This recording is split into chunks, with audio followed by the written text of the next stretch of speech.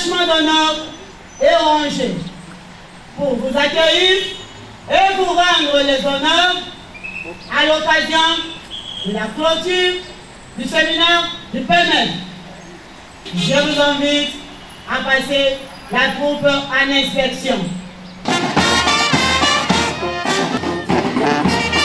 Décorée à la couleur de la Fondation Calixte Mounana, c'était une cérémonie grandiose qui a marqué la clôture des activités du personnel militaire féminin dans le cadre du mois de la femme dans la province du Haut-Katanga. Cérémonie intervenue à la messe des officiers de la 22e région militaire. Présidée par le ministre provincial du genre, famille et enfants, plusieurs personnalités politiques, militaires et humanitaires y ont pris part, parmi lesquelles l'ambassadrice universelle de la paix et dignitaire d'État Nathalie Aziza Mounana. Dans leurs mots de circonstances, les personnels militaires féminins, représentés par Major Françoise Maloba, ont tenu à remercier de tout cœur l'ambassadrice universelle de la paix Nathalie Aziza Mounana pour ses actions de grâce posées, non seulement pour la réussite de ses activités, mais aussi pour son engagement en faveur du personnel militaire féminin, les veuves ainsi que les orphelins.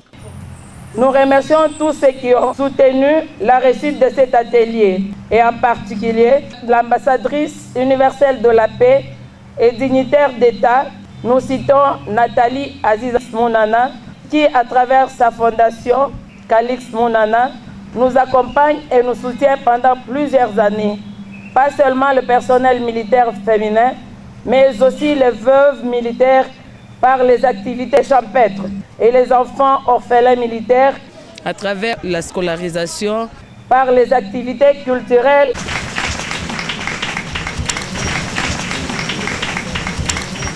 Madame la ministre du Genre, Famille et Enfants, représentante du gouverneur du Haut-Katanga, Excellence, Monsieur le commandant de la 22e région militaire, mon général, Mesdames et Messieurs, à vos grades et titres respectifs, je dis et je vous remercie.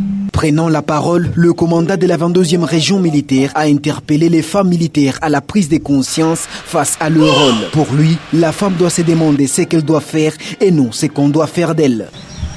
Si la femme n'arrive pas à prendre conscience, elle va alors traîner derrière des idées négatives.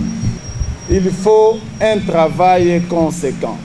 Elle doit se sensibiliser elle-même pour qu'elle puisse être importante dans la société.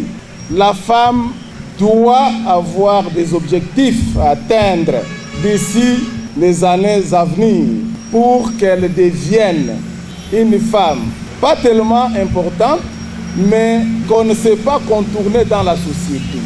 La femme, dans ses objectifs, elle doit éviter des antivaleurs.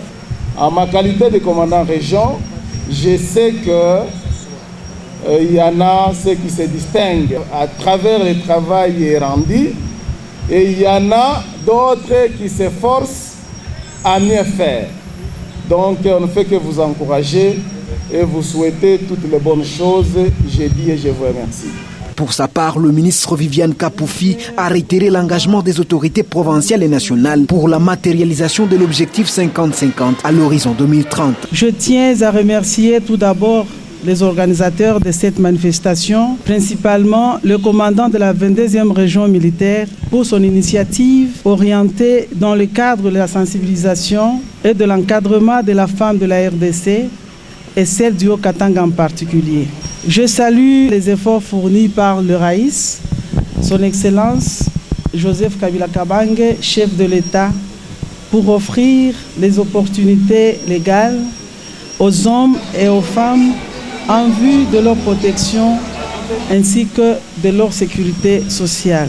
En effet, d'ici jusqu'à l'horizon 2030, nous osons croire que la parité 50-50 sera possible par le travail. Toute femme doit travailler puisque tout est tributaire aux revenus. Mesdames, Mesdemoiselles et Messieurs, distingués invités, tenant compte des avancées significatives que présentent actuellement les femmes dans tous les domaines, la persistance des disparités entre femmes et hommes ne doit plus être constatée. Les hommes et les femmes doivent jouir équitablement et de manière légale de tous leurs droits civiques et politiques.